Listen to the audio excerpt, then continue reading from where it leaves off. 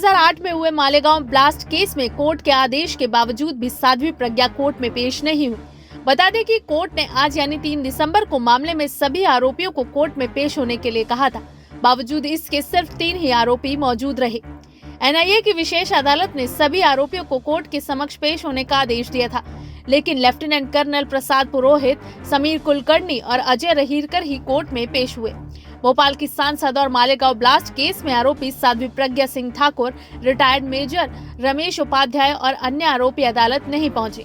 प्रज्ञा के कोर्ट में पेश न होने पर उनकी ओर से पेश हुए वकील प्रशांत मग्गू ने कहा, हमने अदालत को बताया कि आज के हालात में यात्रा और परिवहन बड़ा मसला है और सभी आरोपी आना चाहते थे, लेकिन इतने कम समय में वे आ नहीं सके। बचाव पक्ष के वकीलों ने अदालत को बताया कि इस मामले के कुछ आरोपी उत्तर भारत में रहते हैं और तमाम प्रतिबंधों के कारण वहां से यात्रा करके आने में कम से कम 8 दिन लगेंगे। अदालत ने सभी पक्षों की दलीलें सुनने के बाद अब सभी आरोपियों को 19 दिसंबर को पेश होने का आदेश दिया है। इसी बीच एक गवाह को अदालत में लाया गया। गवाह संख्या 124 के तहत ये वो व्यक्ति है जो 2008 में विस्फोट के बाद वहां मौजूद था। इस गवाह से सवाल जवाब किया गया। हालांकि बचाव पक्ष के वकीलों ने उससे कोई सवाल नहीं पूछा।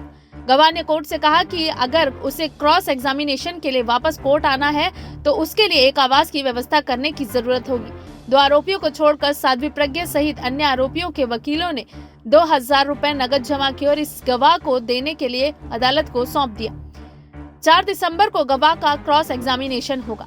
उधर बॉम्बे हाई कोर्ट में पुरोहित की याचिका पर सुनवाई के दौरान एनआईए ने कोर्ट को बताया कि ट्रायल कोर्ट के सामने 149 गवाहों को पेश किया गया है और हर दिन ट्रायल शुरू हो गया है।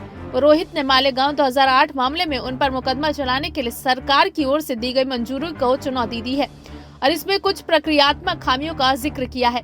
पुरोहित का दावा है कि वे सिर्फ एक सैन्य खुफिया अधिकारी के रूप में अपना काम कर रहे थे और विस्फोट करने के लिए किसी भी तरह की साजिश में शामिल नहीं थे।